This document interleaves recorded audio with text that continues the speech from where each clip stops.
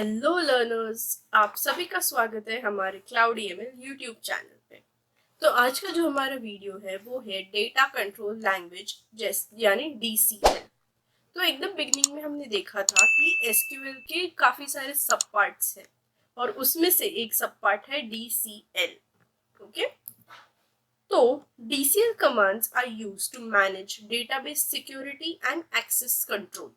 मतलब आप DCL use करके ये कंट्रोल कर सकते हैं कि आप किसको कितना परमिशन देंगे आपके डेटाबेस को एक्सेस करने के लिए। समझिए, अगर आप एक कंपनी में काम कर रहे हैं जिसमें आपके टीम में 5 लोग हैं और वो पांचों के पांचों लोग एक डेटाबेस पे काम कर रहे हैं और आप उस टीम के लीडर हैं।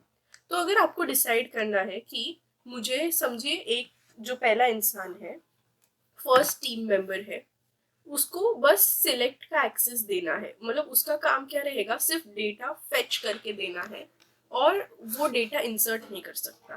बट जो सेकंड मेंबर है वो डेटा इंसर्ट कर सकता है। उसका रोल ये रहेगा कि वो डेटा इंसर्ट करते जाएगा और फर्स्ट टीम मेंबर का क्या रोल रहेगा, वो डेटा फेच करते जाएगा।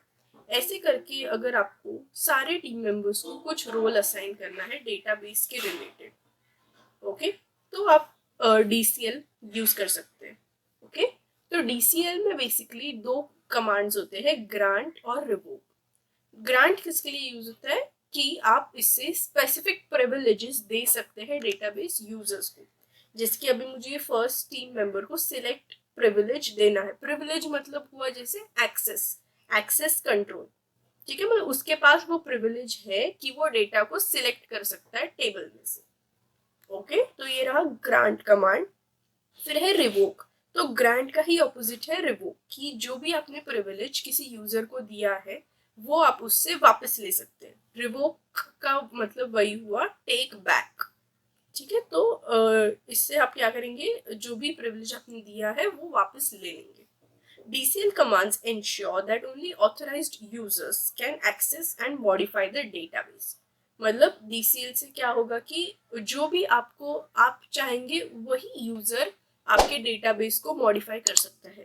ठीक है, तो अगर आईडी और पासवर्ड किसी पर्टिकुलर यूजर के पास है और आपने उसको एक्सेस दिया हुआ है, तो वही इंसान या वही यूजर या वही अकाउंट से आप डेटाबेस को मॉडिफाई कर सकते हैं। तो इससे क्या होगा कि आपका डेटा का सिक्योरिटी इंक्रीज होगा। ओके, तो जो बड़े बड़े फर्म्स है जहाँ पे काफी कॉम्प्लेक्स डेटाबेसेस क्रिएट किए जाते हैं और संभाले जाते हैं, वहाँ पे जरूर डेटा कंट्रोल लैंग्वेज यूज होता है, क्योंकि उनका डेटा जो है बहुत ही सेंसिटिव रहता है एंड प्राइवेट डेटा रहता है। ठीक है, तो ऐसे डेटा को कंट्रोल करने के लिए डीसीएल यूज होता है। तो अभी डिटेल में देखते हैं ग्रांट और रिवोक कमांड्स। तो grant command is used to grant security privileges to specific database users. It is mostly used to restrict users to insert, delete, select, update, execute, alter or to provide privileges to users data. तो ये इतने सारे commands या इतने सारे clause पे हम access दे सकते हैं यूजर को। और ये रहा उसका सिंटैक्स, ग्रांट प्रिविलेजेस। यहाँ पे आप प्रिविलेज का नाम दे सकते हैं, जैसे इंसर्ट, ओके, या फिर डिलीट, सिलेक्ट, जो भी है। On object name, object name मतलब यहाँ पे टेबल का नाम आ सकता है या फिर इसका नाम आ सकता है, डेटाबेस का नाम आ सकता है, व्यू का नाम आ सकता है, कुछ भी हो सकता है। टू यूजर, यहाँ पे यूजर आईडी आएगा। ओके, तो ये था आपका ग्रांट का सिंटैक्स। नेक्स्ट है revoke. Revoke is a DCL command that is used to revoke the permissions that was granted via the grant command. ठीक है, it is mostly use to revert back to the time when no access was specified. मतलब वो पूरा roll back जैसा है, जो भी आपने ग्रांट किया है प्रिविलेज वो वापस ले लो। तो इसका सिंटैक्स है revoke privileges on object name from user. Same है, बस ग्रांट की जगह रिवोक है और यहाँ पे ऑन है सेम एंड टू की जगह फ्रॉम है। ओके, तो ये सिंटैक्स है। अभी इसको देखते हैं प्रैक्टिकल एप्लीकेशन। अपना जो टेबल है लाइब्रेरी एंड बुक्स टेबल, उस पे ये चला के देखते हैं। ठीक है, तो अभी इसके लिए तो आपको पहले अपना यूजर नेम और लोकल होस्ट, ठीक है, ये जानना जरूरी है। तो वो हम कैसे ढूंढेंगे, CMD आप ओपन करेंगे, कमांड प्रॉम्प्ट, और उसमें आपको डालना है who am I। ठीक है, फिर ये स्लैश के बाद जो है ये डेल जो दिख रहा है वो यूजर नेम है, और ये जो है पूरा डेस्कटॉप ये स्लैश के पहले वाला वो है मेरा लोकल होस्ट नेम। ठीक है, तो ये पूरा आपका यूजर नेम बनेगा, यूजर नेम @लोकल होस्ट। ठीक है, तो ये अभी हमारा डेटाबेस है, लाइब्रेरी टेबल और बुक्स टेबल। तो इस पे अभी हम कुछ ग्रांट और रिवोक के स्टेटमेंट्स एग्जीक्यूट करेंगे।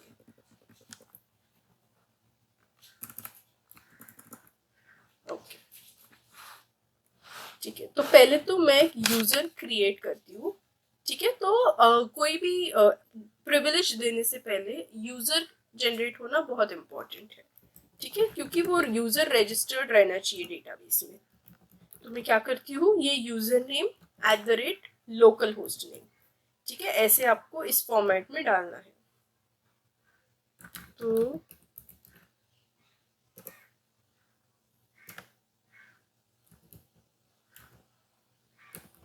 ओके, ये मेरा है local host name, identified by password, ये आपको लिखना है।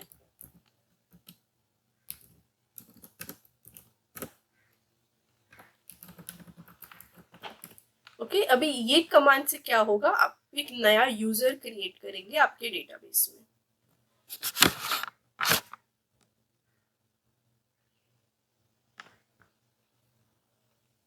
आई गेस ये यूजर ऑलरेडी रहेगा। ठीक है, हम कुछ और नाम डाल के देखते हैं। इसको लिखते हैं न्यू यूजर,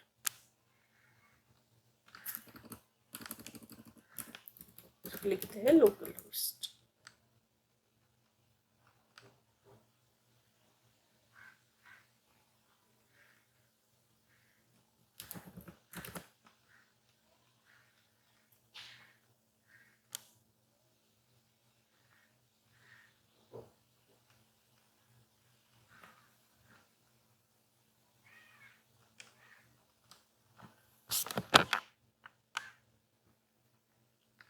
ओके, तो यहाँ पे क्या इश्यू हो रहा था कि जो मैं दो यूजर नेम्स ट्राई कर रही थी वो ऑलरेडी यूजर्स क्रिएट हो गए थे, तो मैंने एक नया यूजर ट्राई किया। तो अभी आपको कैसे देखना है कि कौन से यूजर्स ऑलरेडी क्रिएटेड है, आपको सर्वर टैब में जाना है। यहाँ पे एक टैब है यूजर एंड प्रिविलेजेस, तो उस पर आप क्लिक कर सकते हैं, तो ये ओपन होगा और यहाँ पे यूजर अकाउंट्स दिखेंगे आपको। जो भी अकाउंट्स आपके सिस्टम या आपके माइस्क्यूल वर्कबेंच में प्रेजेंट है वो सारे अकाउंट्स आपको यहाँ पे दिखेंगे।